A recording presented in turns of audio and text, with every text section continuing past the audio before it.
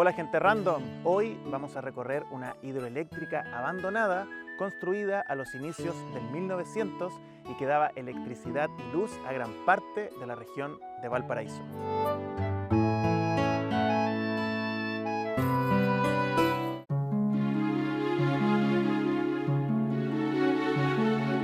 Y para acompañarme en este recorrido me voy a juntar con Nelson Palma, que es colaborador del Museo Histórico de Placilla. Nelson, ¿en qué lugar nos encontramos acá? Para ser más preciso, sobre una represa. Ya. Es decir, estamos en un lugar donde se embalsa agua. Si tú puedes ver acá, hay agua, y si nos damos vuelta, tenemos un vacío de varios metros. A ver.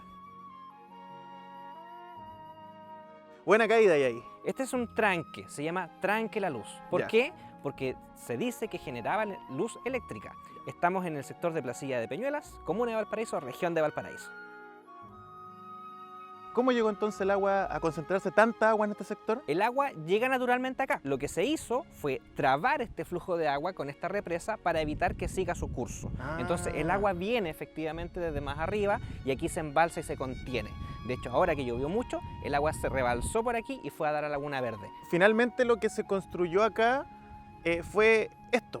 Este muro. Este muro para embalsar el agua. Exactamente, para poder almacenarla y poder ocuparla para generar energía eléctrica. ¿Y este tranque en qué año fue construido? Esta represa, más o menos, terminó de construirse en 1910, pero la central que abastecía este tanque empezó a funcionar en 1905. De todas formas, estamos hablando de una obra de comienzos del siglo XX, o sea, hoy día una obra de más de 100, 120 años. Y lo que vamos a hacer ahora es un recorrido por todo este lugar, porque en toda esta zona hay ruinas, vestigios, lugares muy importantes para la historia y para el patrimonio industrial de toda la región de Valparaíso y por supuesto de nuestro país.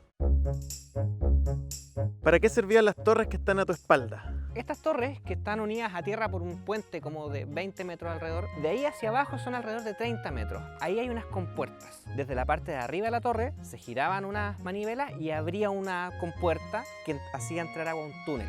Túnel que va por debajo de la tierra y que llega hasta casi la hidroeléctrica antes de caer por el cerro.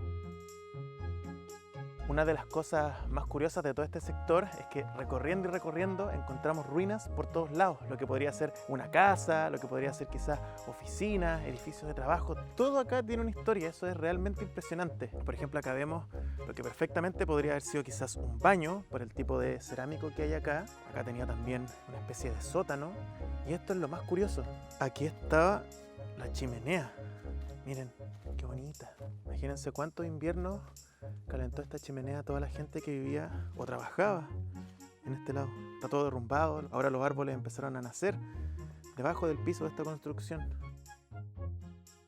¿Qué era este lugar? Lleno de casas, lleno de ruinas. Eran unas casas, en este caso del administrador del sector del tranque.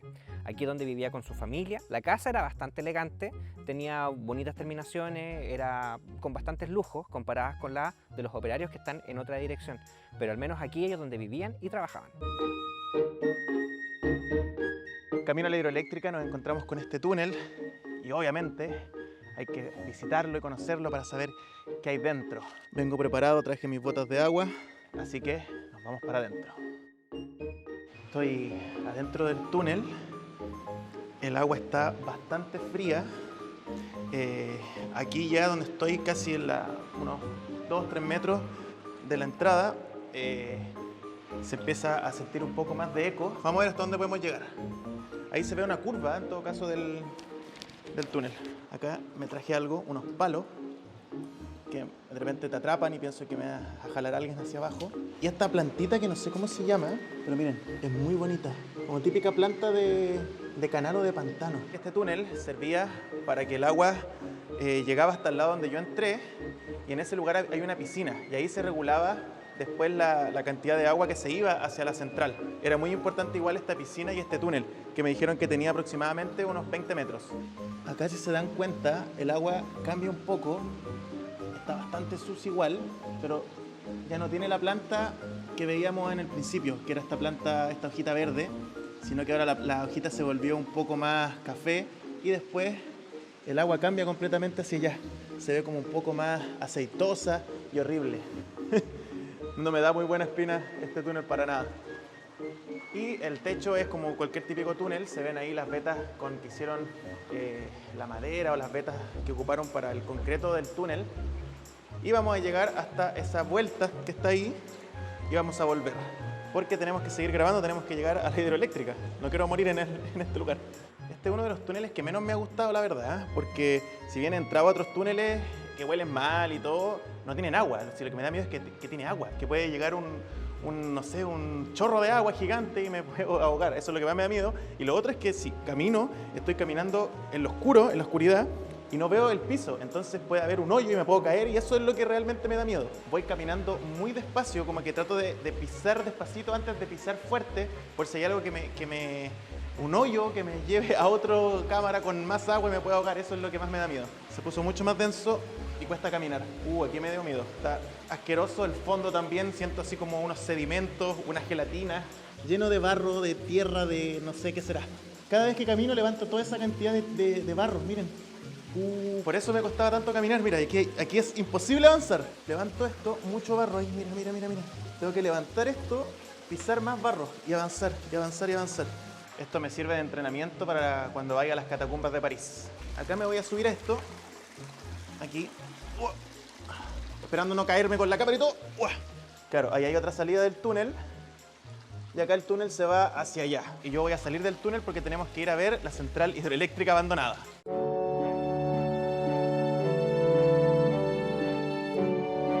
Por este camino nos vamos a encontrar con la central eléctrica abandonada. Y es muy curioso porque los árboles están creciendo hacia acá y es como casi un bosque de Harry Potter, como un bosque oscuro, como que algo malo puede pasar, ¿o no? Sí, pero afortunadamente no pasaban cosas malas acá. Ya. Estos son cipreses muy parecidos a los que están, por ejemplo, en el cementerio de Punta Arenas, que bien mantenido, tenían un cerco vivo bastante bonito. Claro, esto está abandonado hace ya 20 y tantos años, entonces se desbandó y está así. Y lo bueno es que estos cipreses, ya florecidos claramente, separaban las viviendas de los trabajadores con el lugar de trabajo. Así que podían hacer su vida en familia y después ir a trabajar sin que las dos cosas estén conectadas, como un poco desenchufarse del trabajo, literalmente la central hidroeléctrica, desenchufarse del trabajo.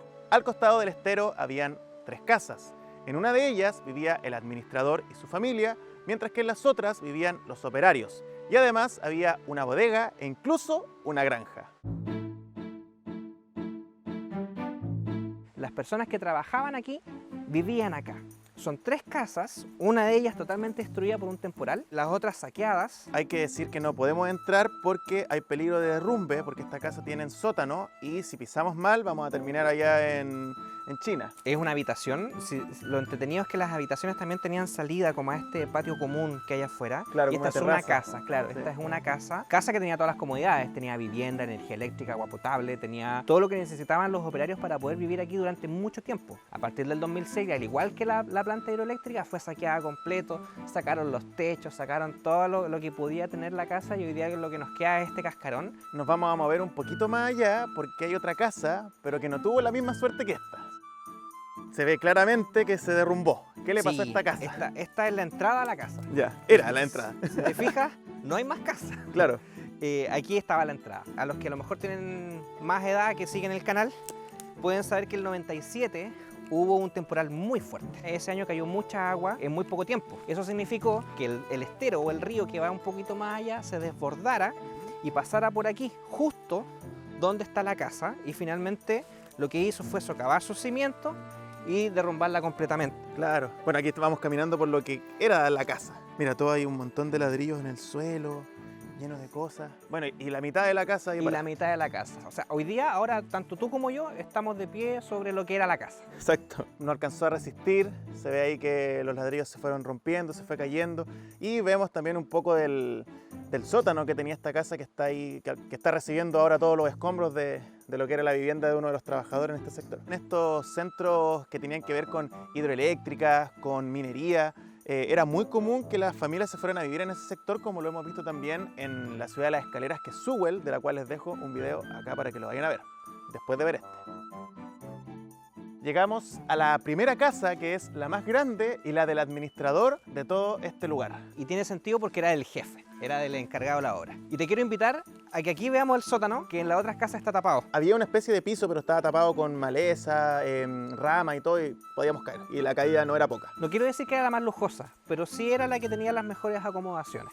Lamentablemente aquí se robaron todo, se robaron hasta los marcos de las ventanas, o sea, quedaron algunos. Mira, ahí abajo hay como una especie de bodega quizás, como un pequeño sótano, como interconexión entre los sótanos de las piezas. Para la época, trabajar acá y vivir en estas casas era en cierto modo un lujo, porque era una casa de buen material, tenían todas las comodidades, tenían electricidad, entonces me imagino que acá fueron los primeros en tener planchas eléctricas, quizás refrigeradores, alguna otra comodidad, radio. El vivir en una casa cómoda, bonita, grande, tenía sus contras. Estar lejos de todo.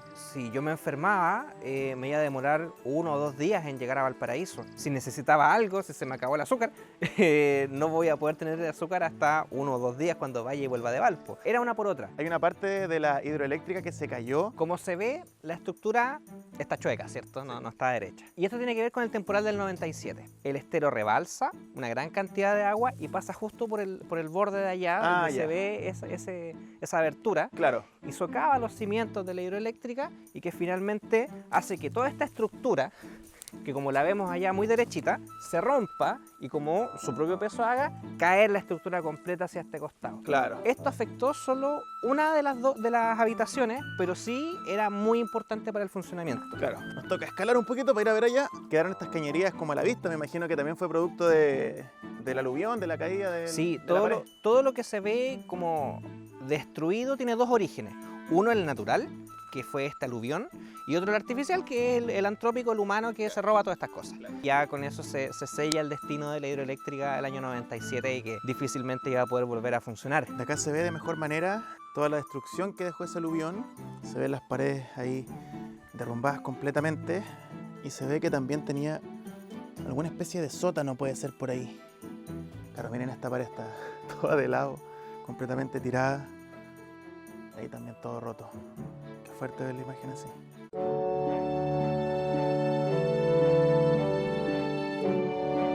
Esta hidroeléctrica se empezó a construir en 1901, siendo la segunda del país después de la central Chivilingo, que está en Lota. Importante recalcar que esta es la primera para uso público y también la primera en usar la corriente alterna, que es la misma corriente que usamos a día de hoy.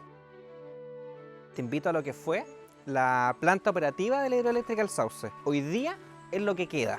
Lamentablemente está en el abandono, fue saqueada, fue robada, y esto es lo que tenemos de una tecnología del 1900 y que funcionó durante 90 años. Quiero que me expliques cómo funcionaba esta central hidroeléctrica. El nombre lo dice, es hidroeléctrica, funciona con el agua que vimos en la represa hace un ratito. Con esa agua la hacían bajar por el cerro y hacían mover estas tremendas turbinas. Con el movimiento de las turbinas, más cobre que había alojado en estos sectores y el girar de la turbina, se generaba la energía eléctrica. Esta es una de las 4 turbinas, es la más grande y la que queda en mejor estado. Las otras, como las podemos ir a ver, ya están saqueadas y ya está en el fondo todo destruido. Mira, quiero que veamos acá es donde chocaba el agua, porque es toda una estructura grande. Claro. Venía el agua del cerro, subía acá y golpeaba estas piezas que en el fondo son estas palas que hacían que girara la propia turbina. Este movimiento más el generador que está allá es lo que producía la energía eléctrica. La hidroeléctrica fue terminada en 1905 y surtía de electricidad al Gran Valparaíso, principalmente a sus tranvías. Si a ustedes les gustan los tranvías y los transportes antiguos, les dejo un video acá para que lo vayan a ver. Primero hay que dimensionar el tamaño de estas turbinas por la tuerca, que es gigante. Es grande, deben ser por lo menos unos 10-12 centímetros del tamaño. Ahora, imagínate, ya la tuerca es grande, imagínate la llave. Claro, tiene que haber sido para tremenda. ponerla, totalmente. Tiene que haber sido por lo menos unas 2-3 personas moviendo esta tuerca. Y esto es lo que tenemos también en el resto de la estructura. Tengo una duda, hay unos artefactos ahí, no sé qué son, que parece como papel de diario. Esto es mica. Si nosotros lo sacamos un poquitito, esto es mica y es parte de lo que permitía hacer funcionar la turbina, porque acá es donde iba el cable de cobre que iba aislado para que no hiciera cortocircuito y que se generaran los campos electromagnéticos para que funcionara esto y se generara la electricidad. Esta está más desarmada que la anterior, pero también aquí se ve la parte del generador ¿ya? Aquí es donde estaba el cable de cobre que se robaron y permitía que se moviera, que se generara electricidad. Acá hay una pieza de acero sólida muy grande y que es lo que permitía mantener la inercia, es decir, que esto continuara girando. Al lado se ve un amortiguador, si te fijáis que está como desfasado. Claro. Y es porque se movía con estas piezas que amortiguaban el movimiento tanto del generador como de las palas que hacían mover esta turbina, cosa que las vibraciones no afectaran ningún componente. Y siempre pensando, esto es del año 1900, esta es tecnología de 1900. Ah, pero aquí se ve la profundidad, po. O sea, claro, aquí vemos por dónde pasaba el agua, po. Ahí se ve el hoyo o el canal, en cierto modo, por donde pasaba el agua. Y eso quiere decir que el agua llegaba hasta que la pala lo pudiera agarrar, o sea, hasta por ahí más o menos. Sí, mira, de hecho, si te pones por este otro lado, Benja, tú vas a ver dónde salía el agua. Que en el fondo esa tubería chica tenía una forma distinta y por ahí salía el agua y golpeaba en esta rueda que se llama Pelton. Y esta rueda es la que podía girar. Y el agua residual, obviamente, caía a este túnel y se iba por el río hacia Laguna Verde. Claro. El piso es un tablero de ajedrez. Es muy bonito. Todo este piso no es chileno y lo importaron en 1900 para poder instalarlo acá y que está hoy día en el completo abandono. Este era el panel de control. Acá es donde se controlaba el funcionamiento de la central. Toda esta pared, a los dos lados, eran paredes de mármol grueso, donde habían instrumentos.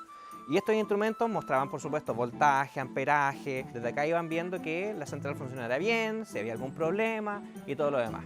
Todo esto, lamentablemente, fue saqueado desde el año 2006 más o menos hasta el 2010. Se robaron todo, se robaron el cobre, se robaron los instrumentos, el mármol, las baldosas, el piso, prácticamente hasta todo. El techo se robaron. Hasta el techo se robaron, exactamente. ¿O el techo se cayó? No, se lo robaron. Ah, ya, se lo robaron. Sí. Y a lo largo de toda esta especie de tarima, desde donde los trabajadores podían ir viendo todo lo que pasaba en la central, había una reja de fierro forjado que a día de hoy también se la robaron, pero queda un pequeño pedacito que nos puede dar una idea de cómo era esta reja en su apogeo. Ahí está. Esto es lo último que queda de una hermosa reja de fierro forjado que estaba a lo largo de todo este sector. Y ahora llegamos a un túnel que pasa por debajo de la hidroeléctrica. Vamos a ir a conocerlo. Y es donde desagua el agua que hace girar las turbinas. A ver. Pero lo interesante de este túnel está justo en su ingreso, que es el año en el que comienza a funcionar la hidroeléctrica. 1905, con unos laureles, todo esto es cemento, o sea, esto está moldeado de esta forma, con las siglas CTEV. Compañía de Tranvías Eléctricos de Valparaíso. Qué bonito, todo tiene sentido ahora. Todo tiene sentido. Acá hay otras letras, pero la verdad, JL, ET, CT, no hemos encontrado en el fondo qué puede ser, qué pueden significar. A lo mejor son las personas que construyeron esto, a lo mejor es alguna sigla en especial. La verdad, con estas letras de abajo tenemos la duda. Claro. Con lo demás, estamos seguros que comenzó en 1905 con la Compañía de Tranvías Eléctricos de Valparaíso. Y como buen túnel, tenemos que meternos hasta donde el agua nos permita. Está bien hecho, ¿eh? Uno se da cuenta de que estos lugares realmente están bien hechos. Y hasta acá llegamos, hasta acá empieza el barro un poco y el agua para allá que no nos permite. Pero bueno, todas las luces que ven ahí que se van metiendo a través del túnel son las que vimos arriba de la hidroeléctrica. Pues, así que ya sabemos dónde va, dónde termina y todo lo del túnel, así que no hay más misterio que ese. Una de las cosas que me llama la atención de este edificio, aparte de todo lo que ya hemos visto, son estos rieles y estos carros que están arriba. Ese tremendo carro que está ahí arriba junto con estas vigas de fierro que recorren la central en toda su extensión es un puente grúa. Lo que hace es poder moverse por la estructura y, por ejemplo, si nos falló este generador y hay que cambiar esta tremenda pieza de acero, lo traemos, bajamos un gancho, enganchábamos esa pieza y la sacábamos. Esa es la razón de por qué está ahí y que ocupa toda la extensión de la hidroeléctrica. Igual hicimos un pequeño trekking y estamos abrazados de muchos cerros, lo que me salta la duda de por qué la construyeron acá y qué tan difícil fue construir una hidroeléctrica en este lugar, en cierto modo, como tan alejado. Siempre tenemos que pensar de que lo que estamos viendo es una obra de 120 años. ¿Ya? Esta central se termina de construir en el año 1905 y empieza a funcionar. Estamos en el fondo de una quebrada entre Placilla de Peñuelas y Laguna Verde. Ahora, es re importante también conocer que Placilla de Peñuelas está en una pequeña meseta en altura, está a 300 metros sobre el nivel del mar, y desde allá donde vimos el agua acumulada en la represa, se traía por el túnel donde te metiste recién y bajaba por estas tuberías que vimos también arriba hasta acá. En el fondo, el desnivel que existía entre el embalse, que estaba a 300 metros de altura, y esta hidroeléctrica permitía generar la presión para poder mover estos tremendos generadores. Por eso se construye aquí, porque en el fondo ese desnivel es el que se necesitaba para poder generar esa presión. Y entendiendo eso, ¿qué tan difícil debe haber sido para la época traer todas estas turbinas? Porque me imagino que no las armaron acá, sino que las trajeron armadas. En esa época no existían los camiones de tracción grande, de movimientos tan pesados, y menos un tren. Entonces, ¿cómo lo trajeron para acá? Para pensar siquiera cómo lo trajeron, tenemos que verla, ¿ya? Y tenemos, claro, tenemos formas de poder desarmarla, pero tampoco se desarma mucho. Por ejemplo, este volante es completo y es de acero sólido. Yo mido 1,75 y estoy por encima de la parte más baja, y aún así no llego a la parte más alta. Y esto es acero sólido y puro. Pensar en esta empresa de traer elementos de Valparaíso, que recordemos que Valparaíso es una ciudad más pujante que el propio Santiago en esa época, porque era la puerta de entrada al país, era una obra tremenda, pero que era necesaria para poder traer modernidad a Valparaíso. Los tranvías se tenían que mover con electricidad y la electricidad había que sacarla de algún lado. Hasta 1996 se sacó energía eléctrica desde acá. Gente random, espero hayan disfrutado este video. Yo me despido y les dejo un video acá y otro acá para que sigan viendo. Nos vemos, que estén bien. Chao, chao.